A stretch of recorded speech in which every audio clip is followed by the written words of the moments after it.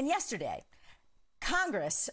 Republican Paul Gosar was censured finally from Congress, by Congress for posting a heinous anime video that depicted him killing his colleague, Congresswoman Alexandria Ocasio-Cortez. This is so crazy to me because I can't even imagine anybody posting something that just depicts them killing anybody and thinking that it's funny and cute. But nonetheless, this is the first time in over a decade that a member has been censured, which, given the vitriolic language that Republicans have been fomenting for years, it just seems crazy to me. Sure, there have been some slaps on the wrist, and House Minority Leader Kevin McCarthy did strip Iowa Rep. Steve King of his committee assignments for defending white supremacy, but that was decades after he'd been spewing racism and hate all around. And he also stripped Marjorie Taylor Greene of her committee assignments for spreading dangerous conspiracy theories. But in both instances, he fell short of formal punishment. And yesterday, all but 3 members of the Republican caucus stood in support of Paul Gosar. These people are shameless. Now, you might say, Aisha, what's the big deal? It's just a meme. It's a free country. It's not like he actually attacked AOC. But if January 6th taught us anything, it's that hate speech, misinformation, and violent imagery can have real-world consequences. Actually, there have been countless examples of extremist language being taken as a literal rallying cry with hate groups and deranged individuals. Of course, Republicans like to distance themselves whenever their own words are made deed, but it is hard to deny that there is a connection between the atmosphere Donald Trump and his ilk have helped create and the rise in hate crimes that we see in this country. I'm reminded that 10 years ago, Democratic Representative Gabby Giffords was shot in the head by a gunman in a supermarket parking lot in Tucson, Arizona, at a constituent meeting. This was not a random shooting. She was clearly targeted by a constituent who'd had it out for her for years. But if you remember, Sarah Palin came under scrutiny for her use of crosshairs in a campaign ad that targeted Representative Giffords' congressional district on a map that literally had what looked like crosshairs of a rifle over several Democratic districts.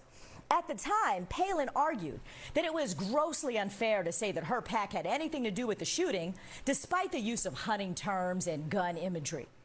And while, of course, the sole person who's responsible for that incident is the shooter, that does not mean that political representatives shouldn't have to reckon with their promotion of violent imagery, language, or hate speech. Surely there's a direct correlation in the way that this kind of egging on by public officials validates and emboldens those who want to do harm. Now, fast forward to today, and we can see that this has become a full-blown epidemic. Republican lawmakers engaging or turning a blind eye to bigoted language and evil imagery is nothing new. And if you can say any of the many inflammatory things that Donald Trump said and still be elected to the top office, well, that just says it all. Rhetoric matters. Images matter. And this vitriol has led to a surge in violence in the past few years. According to the New York Times, hate crime violence hit a 16-year high under Donald Trump. And that ain't by accident. In any other industry or circumstance, a person who spoke like this or who posted an offensive and violent video of a colleague online threatening to kill them would lose their job and potentially face legal consequences, or at the very least be subject to an internal HR investigation. Congress did the only thing that it could by censuring Representative Gosar and removing him from his committee post. But the thing is, censuring is the most severe punishment that the House can dole out, but it amounts to nothing more than public shaming and a slap on the wrist. And it doesn't actually stop Gosar from tweeting videos like the one that he did. And get this, in fact, after the censure decision, he then doubled down and retweeted the video again. Yesterday, AOC posed the question, what is so hard about saying that this is actually wrong? Listen to this.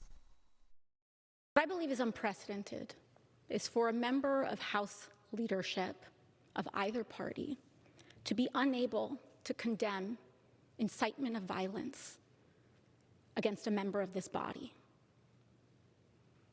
It is sad.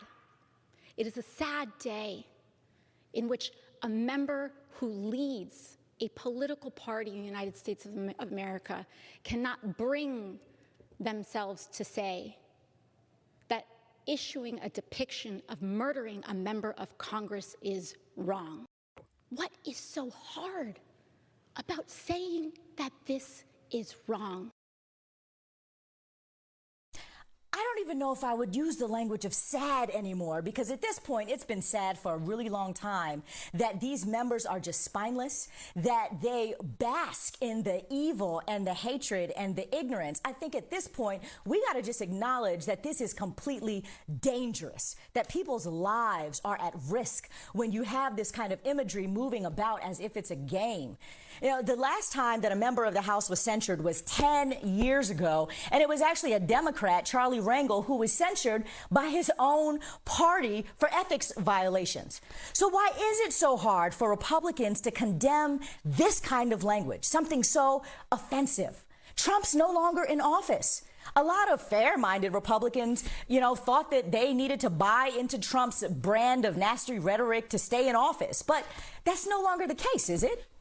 So we have to wonder if the reason that Republicans won't actually condemn one of their own is that they actually agree with him. A number of Republican lawmakers stood in the well with Gosar last night as a gesture of solidarity.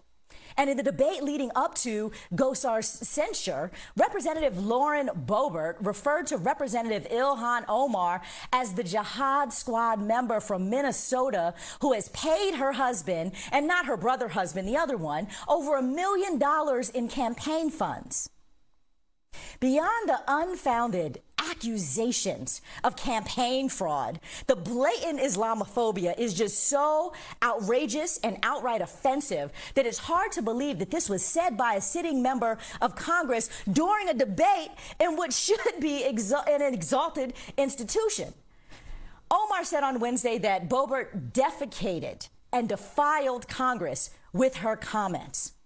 You would think that such patriotic Republicans would want to protect the integrity of our government.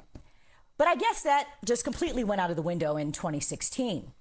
Clearly, this is a sickness that has firmly taken hold of the GOP and not just some rogue lawmaker running off at the mouth. Because if it was, then the Republican Party would condemn this for what it is: violent and offensive hate speech. It's hard to imagine how the GOP could sink any lower. But what really frightens me is how this will continue to play out. I mean, you would think that a violent attack on a lawmaker and a full-blown insurrection would be enough to demonstrate the connection between this kind of speech and extremist ideology that leads to violent acts. But if this isn't curbed, if this kind of language is allowed to be spoken in the halls of Congress and on social media, where we know that it does the most damage, it sends the message that this is not only okay, but part of a free public discourse, which is why this censure decision is so important, because at the very least, his own colleagues are holding him accountable, even if the voters don't.